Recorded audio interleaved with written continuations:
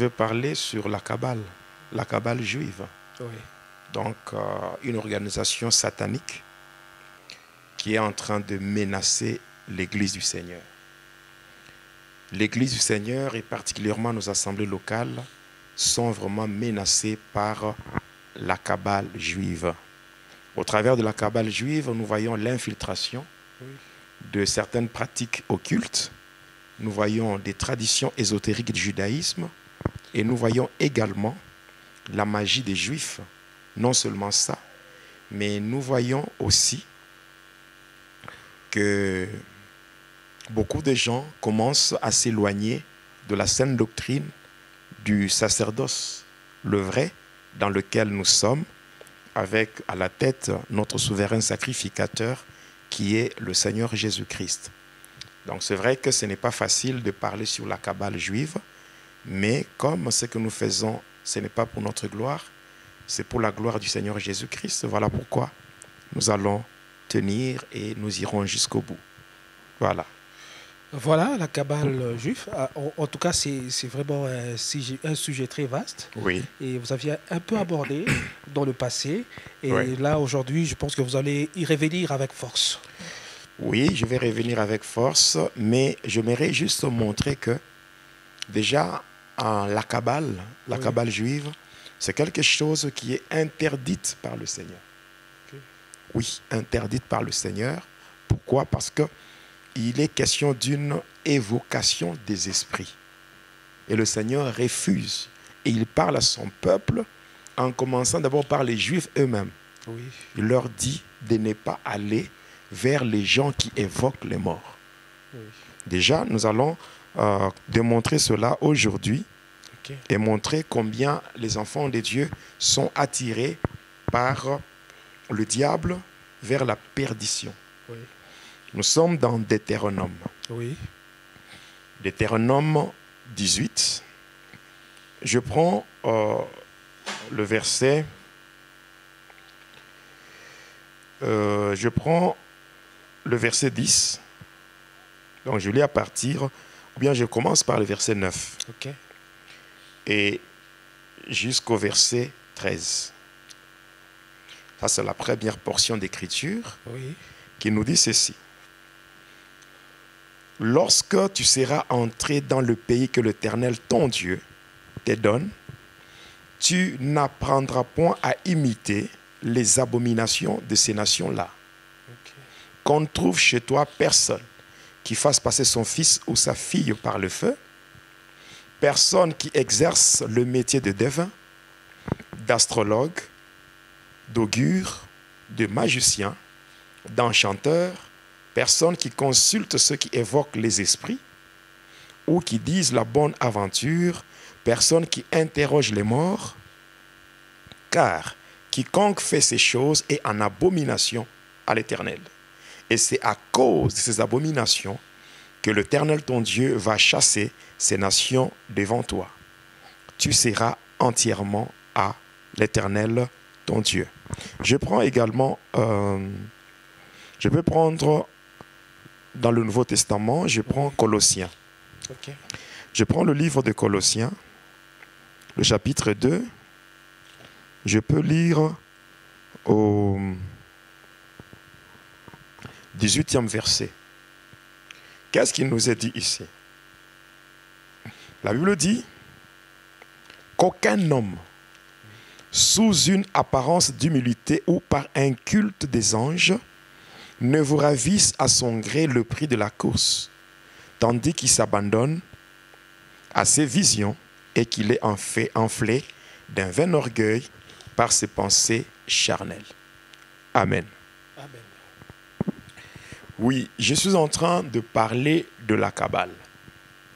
Alors, bon, en fait, beaucoup de gens se sont posés mille et une questions pour savoir pourquoi, bon, le pourquoi de mon silence.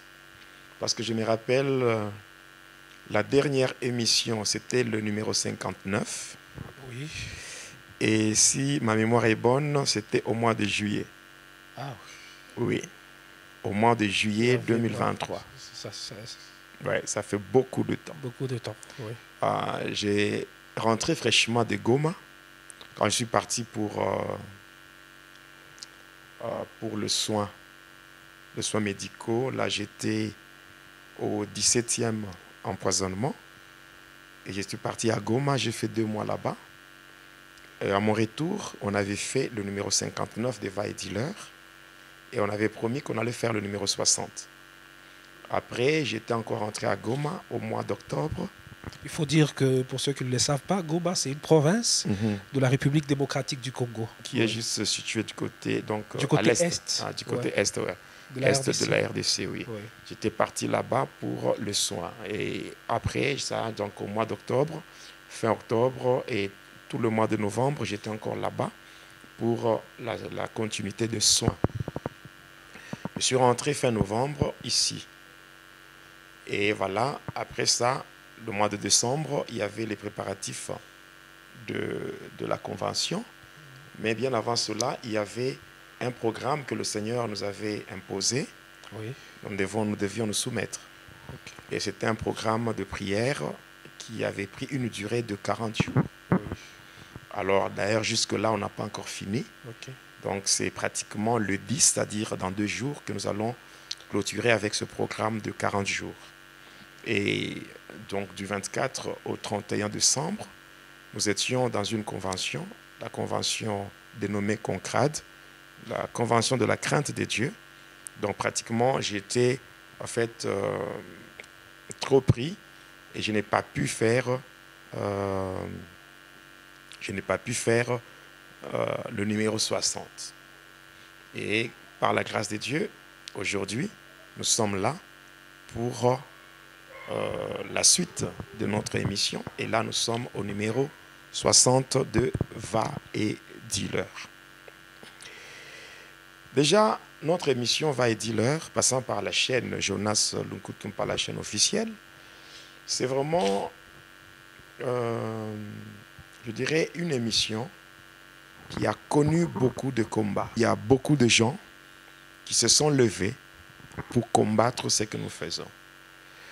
Et dernièrement, pour votre information, il y a des gens qui se sont levés pour nous attaquer par rapport à ce que nous faisons en dévoilant les œuvres de ténèbres. Il y a même un monsieur, un charlot comme on peut dire, qui s'est levé pour dire qu'il allait faire un documentaire afin de nous démasquer, nous mettre à nu, comme si on avait un problème, ou bien comme si on avait des comptes à lui rendre. Sachant très bien que ce que nous faisons, nous le faisons pour la gloire de Dieu. C'est s'élever pour faire je ne sais pas quoi. Mais ce même monsieur-là, si je peux le dire, à un moment donné, quand il ne me connaissait pas, il faisait des émissions sur sa chaîne et il se servait de mon témoignage, la version audio de mon témoignage, pour s'attaquer aux catholiques.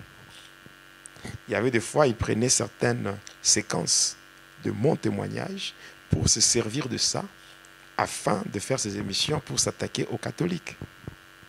Aujourd'hui, je ne sais pas, piqué par quelle mouche, il s'est levé pour faire ce qu'il a pu faire.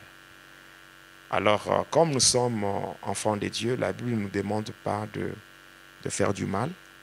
Donc, parce qu'il est dit dans Romains, le verset 21, la Bible dit « Ne te laisse pas vaincre par le mal, mais surmonte le mal par le bien. » Il est aussi dit dans Romains 12, verset 18, il est dit « Si cela dépend de nous, n'est-ce pas? Soyez en paix. » Oui. N'est-ce pas? Si cela dépend de vous, soyez en paix avec tout le monde. Donc moi, je préfère la paix. Hein? La Bible dit, si cela dépend de vous, soyez en paix avec tout le monde. Donc c'est mieux d'être en paix et de laisser les gens qui veulent faire le mal continuer à faire le mal. Car il est dit, ceux qui se sanctifient, ceux qui se suivent. Voilà. Romains 12, 14 nous demande ceci, de rechercher la paix. Avec tous. Avec tous et la sanctification, sans laquelle personne ne verra le Seigneur. Et le Seigneur lui-même, dans Jean 15, 12, il nous dit, Voici mon plus grand commandement. Aimez-vous Les uns les autres comme moi-même je vous ai aimé. Donc ça, c'est une page que nous devons tourner parce que ça ne vaut pas la peine, ça ne glorifie pas le Seigneur. Voilà. Oui, je préfère vivre dans la paix avec tous. Comme Paul dit aux Romains, Romains 13, le verset 8, il dit « Ne devez rien à personne, si ce n'est de vous aimer les uns les autres. » Moi, je préfère aimer même mes détracteurs. Il y a eu beaucoup de gens qui ont fait des vidéos, avec comme objectif de ternir l'image du pasteur Jonas, de le vilipender, de saper sa réputation, mais ça n'a pas marché. Pourquoi? Parce que le serviteur n'est pas plus grand que son maître. Mon maître lui-même a connu ça. Il a été exposé devant une place publique, nu, sur la montagne de Golgotha. Donc il a été suspendu entre terre et ciel. Et là, tout ce qu'il a vécu, c'était pour que moi je sois sauvé. Donc ce n'est pas étonnant si lui qui était un arbre vert, il a connu ce qu'il a vécu, alors si cela arrivait aussi à Jonas, donc ce n'est pas grave. L'essentiel, c'est de rester focalisé sur la mission que j'ai reçue de la part du Seigneur et continuer à édifier le peuple de Dieu. Pourquoi pas gagner les âmes pour le royaume du Seigneur. C'est ce qui est plus important. Voilà. Alors, je le dis et je le répète, depuis un temps, je me rappelle, donc, il y a des années passées, nous étions dans un numéro de Va et Dealer. Et là, j'avais dit que je voyais déjà un grand conflit. Un grand conflit qui pointait déjà à l'horizon. C'était lorsque j'avais commencé avec l'occultisme, donc l'occultisme dans l'Église. Et j'avais dit que j'allais parler de l'occultisme dans l'Église. Parce que d'une manière générale, les gens se mettent à condamner, à accuser les sorciers. Les sorciers qui font du mal, on sait très bien que la sorcellerie, c'est un fléau qui détruit tout. Donc, dans tous les domaines de vie, quand on parle de la sorcellerie, on voit une destruction totale. Mais au-delà de la sorcellerie ordinaire, il existe ce qu'on appelle la sorcellerie religieuse. C'est-à-dire les gens qui pratiquent la sorcellerie et la magie, mais dans le lieu saint. Et là, ça devient compliqué. Oui, parce qu'ils utilisent cela parce qu'eux considèrent l'Église comme une source lucrative. Ils font du business avec l'Église. Oui, ce n'est pas pour rien et ce n'est pas étonnant lorsque le Seigneur a dit dans Matthieu 7, à partir du verset 21, il dit, mais ce n'est pas tous ceux-là qui disent Seigneur, Seigneur qui hériteront le ciel. Il y a ceux-là qui viendront pour lui dire, mais Seigneur, n'est-ce pas nous qui avions fait ça, nous qui avions prophétisé, nous qui avions fait, et il leur dira, allez dans le ténèbre du dehors. Je ne vous ai jamais connu, vous qui pratiquez l'iniquité. Donc, il y a des gens qui se servent de l'œuvre de Dieu pour leurs intérêts malhonnêtes. Et ces gens-là ont fait l'alliance avec le diable, ils ont fait allégeance à Satan pour avoir une certaine puissance, un certain pouvoir différent du pouvoir qui vient de Dieu. Et là, ils sont en train de faire beaucoup de bêtises. Alors j'ai parlé, d'abord j'étais en train d'expliquer mon parcours dans le ténèbre. Vous savez frère Teddy, il y a des gens qui ne connaissent même pas le satanisme, qui ont frôlé quelque chose qui ressemble à la magie, et qui passent et qui disent beaucoup de choses. Il y a quelqu'un qui était un petit féticheur là à... Tu connais Likassi? Oui. Likassi, dans la commune de Kikula, précisément dans le quartier Kolomoni, tout près du quartier Kanona, à côté d'une église méthodiste. Oui. Qui était un petit féticheur là, qui nous voyait faire des choses dans le quartier, des choses horribles, mais qui est allé, je ne sais pas, toucher au fétiche. Il est rentré comme un féticheur après, je ne sais pas, il a eu sa délivrance, commençait bien à parler pour dévoiler les heures de ténèbres, mais suite à la cupidité et autre chose, influencé par certaines personnes, il va se lever pour aussi parler en mal. Bon, je laisse tomber, c'est une parenthèse que je voulais ouvrir, mais je la ferme tout de suite. Pourquoi? Pour dire ceci. Lorsque Jonas donne sa vie à Jésus, n'est-ce pas? Oui. Il est libre de parler de ce qu'il a vécu dans son parcours, Oui. et aussi de parler de ce que le Seigneur a fait pour lui. Oui. C'est le cas du berger Léon Kassongo. Oui. Il a eu son parcours dans le ténèbre. Et après, il a donné sa vie à Jésus. Il est venu. Il a témoigné, même a écrit, ça nous l'avions invité. Oui. C'est le cas aussi du pasteur Élisée, Oui. Kapema, Oui. Biliata. Oui. Il a eu son parcours à Kambov avec le prêtre catholique, le père Tony. Oui. Après, il a donné sa vie à Jésus. Il a témoigné. Oui. Donc moi, je ne peux pas m'attaquer à quelqu'un qui était dans le ténèbre et qui a bénéficié de la grâce du Seigneur Oui. pour parler. Donc je ne peux que l'encourager pour dire, nous étions tous dans le même sac, dans le même lot, et que le Seigneur nous a accordé une grâce particulière. Nous ne pouvons que nous prêter main forte afin qu'ensemble, nous puissions former un bloc afin de nous attaquer au monde de ténèbres. Je pense. Voilà, mais il y a d'autres personnes qui se lèvent et qui se laissent influencer par d'autres pour des raisons d'argent, Oui. et se mettent à faire du n'importe quoi. Très souvent, Oui. ce sont les gens que le Seigneur frappe. Alors, et cela a un peu influencé certaines personnes. Ouais. Parce qu'il y a des ceux-là qui se posent toujours la question, est-ce que c'est que le frère, le pasteur Jonas se dit là, est-ce que c'est vrai? Est-ce que c'est vrai? Est-ce que c'est vrai? Ouais. Ce sont des questions qui reviennent comme ça. Ouais. Parce qu'il m'arrive des fois, en fait, même ici à Lubumbashi, lorsque je marche, et des fois tu peux rencontrer quelqu'un, mais toi tu es aux côtés du pasteur Jonas, qu'est-ce que ce qu'il dit là, c'est vrai? Je l'ai toujours dit, frère, te dis. Je l'ai toujours dit. Oui. Moi, ici, nous sommes déjà à Lubumbashi. Ok. Likasi, là où se trouve ma famille, Oui. c'est pas loin. On a déjà été avec toi dans Oui. ma famille. Oui. Les gens qui sont à Likasi, le pasteur Paul Mutanti, les autres là qui m'ont vu lorsque j'étais dans le mal, Oui. ils sont encore en vie. Oui. Il y a des catcheurs ici à Lubumbashi qui peuvent témoigner combien de catcheurs venaient me solliciter pour que je puisse faire des histoires pour eux. Donc moi, quand je parle de ma vie, de mon passé, ce n'est pas quelque chose copié sur quelqu'un. Donc je peux me taire. Et vous allez seulement à gauche, à droite, vous trouverez des gens qui vous parleront de moi, qui feront le témoignage à ma place. Pour dire, moi je ne peux parler que de ce que j'ai fait, ce que j'ai connu, c'est tout. Et je ne me laisserai jamais influencer par quelqu'un pour ternir l'image d'une autre personne. Oui. Ça, je ne le ferai pas. Je ne le ferai pas. D'ailleurs, pour preuve, nous sommes ici à Lubumbashi, n'est-ce pas? Oui. Bon, frère Teddy, soyons sérieux, honnêtes devant Dieu et le monde entier nous regarde. Oui. Dites-moi le nom d'un seul pasteur ici à Lubumbashi qui est en conflit avec moi. Non, je Donnez-moi ne connais un seul nom d'un seul pasteur ici à Lubumbashi. pas. Ça, le Lubumbashi, je ne connais pas. Bon, d'accord. Donnez-moi une seule église dans laquelle j'ai déjà témoigné et je suis parti. Il y a eu un mauvais témoignage après. Je ne connais pas.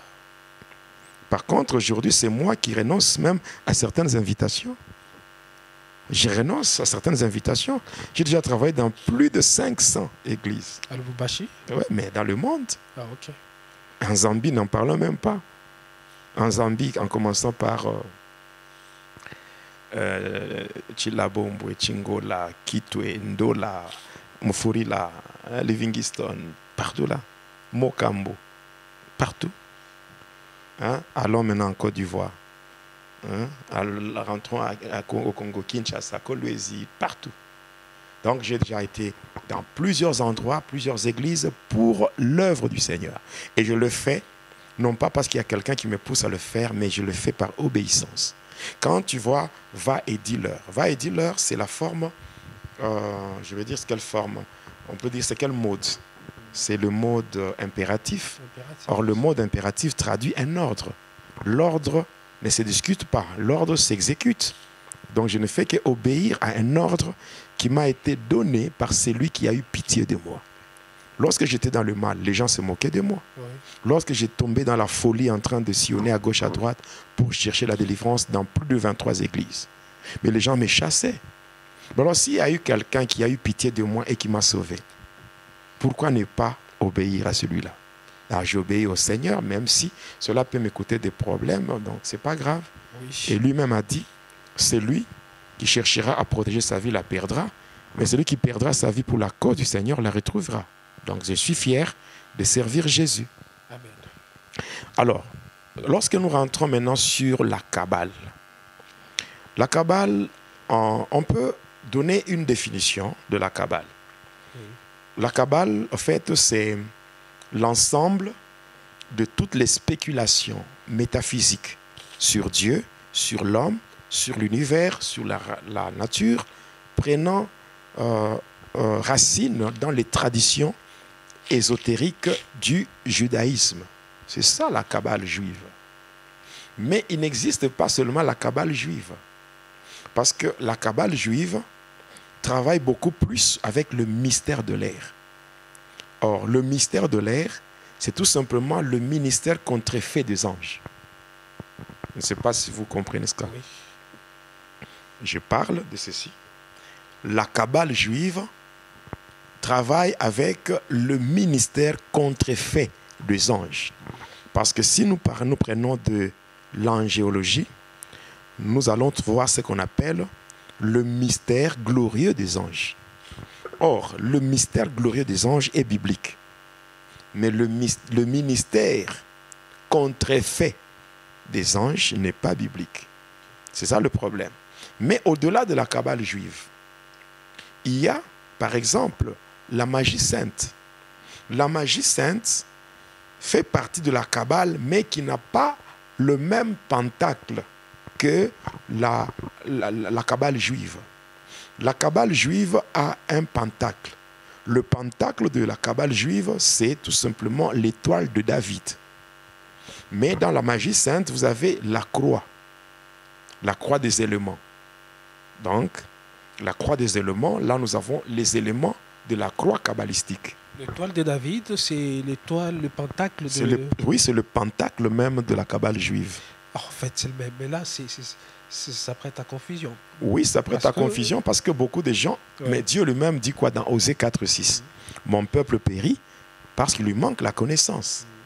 Quand on parle de l'étoile de David, c'est le pentacle puissant avec deux triangles équilatéraux qui sont superposés ou bien qui sont placés en sens opposé. Et ça forme une étoile qu'on appelle le pentacle, donc l'étoile de David ou le pentacle même de la Kabbale juive.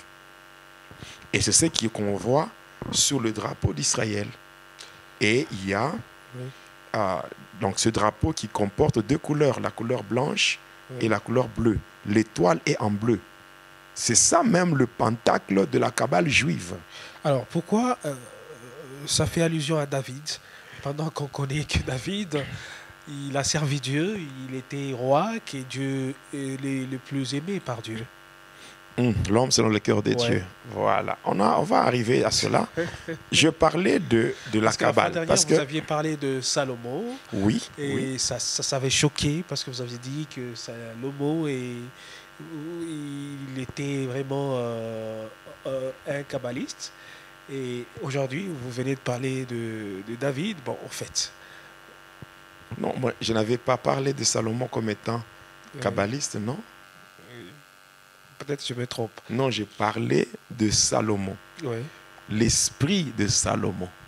Lorsque Salomon était plongé dans l'idolâtrie. Okay.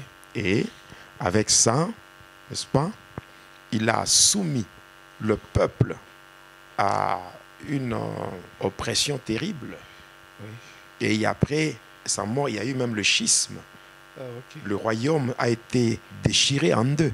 Et vous aviez aussi parlé du pentacle de Salomon. Oui, Ça existe, le Pentacle de Salomon. Salomon même, jusqu'à aujourd'hui, les satanistes invoquent son esprit. Ce n'est pas étonnant, même si Salomon a écrit certains livres qui sont dans la Bible. Oui. Qu'est-ce que le Seigneur a dit? Ou bien qu'est-ce que la parole de Dieu nous dit? Mieux vaut la fin d'une chose que son commencement. Oui. Le tout n'est pas de commencer. Combien d'hommes de Dieu ont bien commencé, mais ils ont mal fini? Combien? Il y en a beaucoup. Il y en a beaucoup qui sont tombés dans la séduction et au final, ils ne sont plus avec Dieu.